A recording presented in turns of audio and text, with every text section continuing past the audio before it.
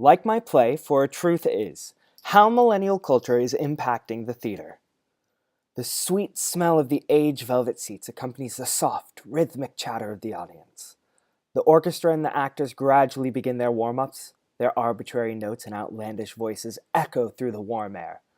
A familiar mixture of nausea and excitement is felt within everyone in the spacious room. The actors inhale deeply while the stage crew runs through the choreographed show happening behind the scenes. As the actors exhale their final breaths, leaving behind their tangible lives, the lights slowly begin to dim. The overture commences and the excitement reaches its boiling point. The entrancing music dances through the air, swirling within the space, reaching for every ear to hear its message, whispering, "Wait and see the things to come." The moment is set, everyone is ready, and ring, ring, ring. A phone goes off. To me, the theater has always been a sacred place, a place to run away from my responsibilities and get invested into the lives of others. When I go to the theater, I forget about my worldly woes and I focus on what's happening at the time. It's my sanctuary. The stage is my altar. So why would phones and social media need to be brought into this beautiful realm? Why are shows relying on aspects of social media to attract patrons? The answer? To keep the theater alive. In 1992, it was famously declared by theater scholar Richard Schnetzner that theater, as we have known and practiced it, the staging of written dramas, will be the string quartet of the 21st century. Meaning it was believed that the theater would become a benign aspect of human culture, something that happens but no one really pays attention to. In recent years, however, theater has remained at a steady high, with 78% of millennials, those between the ages of 20 and 37, believing the arts to be a valuable, influential aspect of their lives. Despite this statistic, it can be hard to attract millennials to the physical theater. With instant gratification at everyone's fingertips, Generation Y is choosing alternative options to the theater, forcing theater industries to adapt to a new generation's ideologies. This is spurning theater in a millennial's world. Gone are the days of the big, boisterous plays. Theater contemporaries are now searching for plays that deal with the actual problems they are facing. We want to see real social issues played out, and real personal ideologies get explored. In order to attract this new generation to the theater, different companies are having to adopt new strategies to attract millennials to the theater. Like most things, the way theater is advertised has changed. Before the internet, new productions were mainly advertised through newspapers, magazines, billboards, and New York television commercials.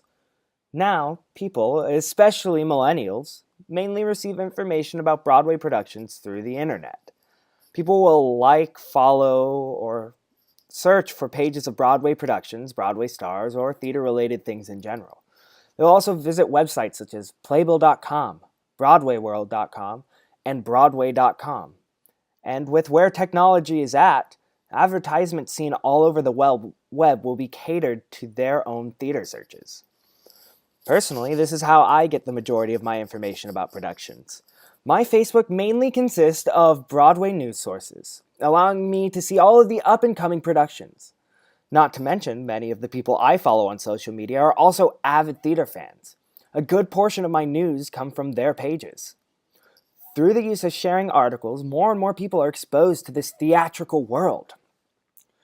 Emily Morse, a theater professional from New Dramatist, a theater company that's been supporting new playwrights since 1949, put it this way. I believe that since social media came about, theater has actually become quite popular, especially with the younger generation. I've seen how social media lets people interested in theater connect with other theater fans, creating a large group of people sharing the same interest. With each new post, share, or retweet, new people join in this wonderful community. Similar to social media, the use of streaming has greatly increased theater's popularity. 61% of millennials stream some form of entertainment a day. With streaming services such as Pandora, Spotify, Apple Music, Google Play Music, etc., people are able to hear a multitude of cast albums for one low price. When my passion for theater started, I used Pandora to discover different musicals. Beginning with Broadway radio, I began to add different radio stations related to the albums I enjoyed. I went from Wicked Radio to Newsies Radio to Into the Woods Radio to even more obscure ones such as Bear or Fortress of Solitude. With each new station I added, the more I learned and the more I began researching theater.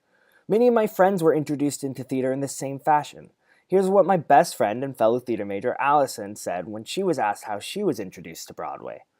Well, yeah, I think I've always been obsessed with Broadway. When I first got on Pandora, I only had the popular Broadway radios. While I didn't continuously add musicals like you did, when I heard one that I liked, I would research it and then listen to the entire thing on Spotify. Streaming helps me listen to musicals that I wouldn't have spent money on at first, but may after listening to it. Not only is the theater world utilizing streaming to help attract patrons, it's also focusing more and more on Twitter, beginning with the new musical, Next to Normal, in 2009. In 2009, a new musical focusing on the heavy subject matter of mental illness was about to open.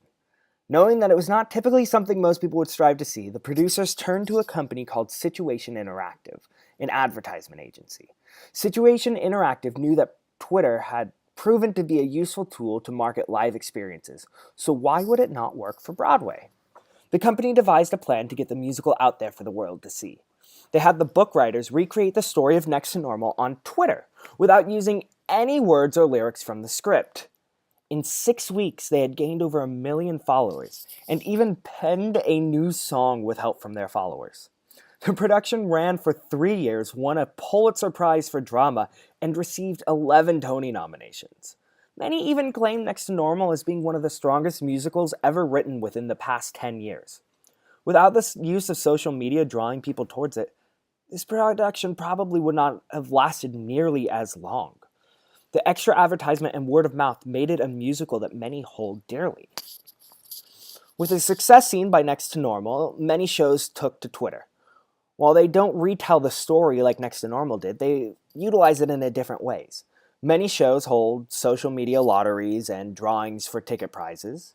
The musical Book of Mormon will occasionally tweet clues to a scavenger hunt, and the first people to find one of the 5 hidden doorbells wins 2 tickets to that evening's show.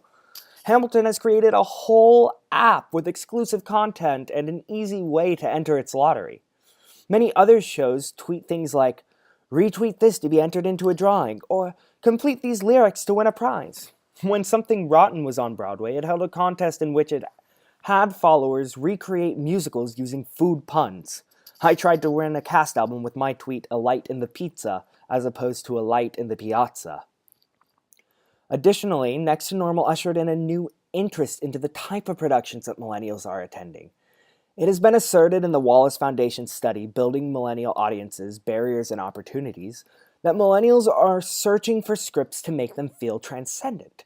They are seeking productions to challenge their beliefs, spurn self-reflection, and deliver them from the stresses of life, and ultimately wishing to see productions that focus on their present issues. Gone are the days when a script like The Sound of Music, The Music Man, and My Fair Lady could survive for years. What millennials are wanting are more gritty productions featuring thought-provoking stories.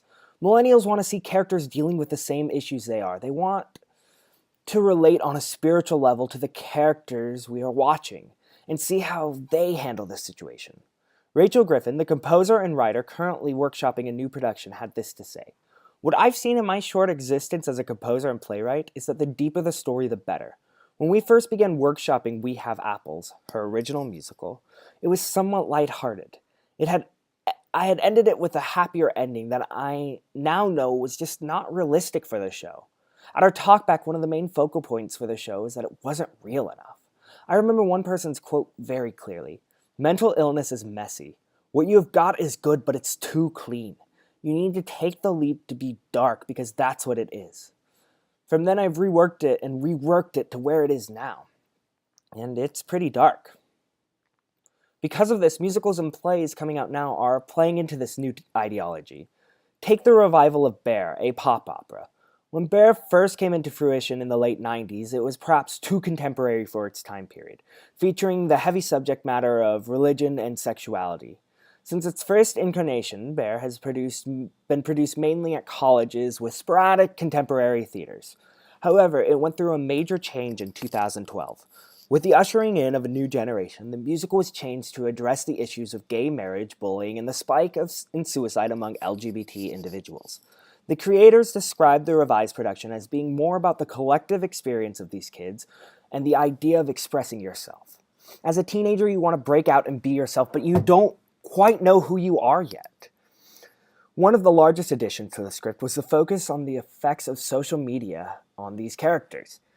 In order to connect with the younger audience better, they integrated the use of text messages into scene breaks. This strategy took on the form of a Greek chorus that analyzed the scene and events from the characters and onlookers' point of view. The inclusion of this event increased the suspension of disbelief in the audience, and the audience claimed that they felt very connected to the story, as if they were the students on the stage. While some productions are using social media as a tool, others are using it as the basis for their stories. Take Pasek and Paul's new musical, Dear Evan Hansen. The musical takes place after an event happens on social media, resulting in a movement of self-evaluation and recognition among the characters, both young and old.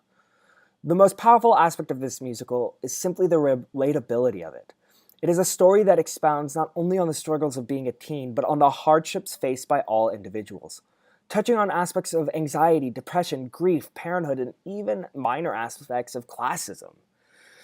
This musical draws from its fans and places them into this production, boosting the relatability of it. During the song sequence, You Will Be Found, images of people holding up signs saying You Will Be Found are seen. Producers asked for fans to send in images and utilize them in their own production. The musical has won 6 Tony Awards, including Best Musical, and is mostly sold out past June 2018, and it's easy to see why.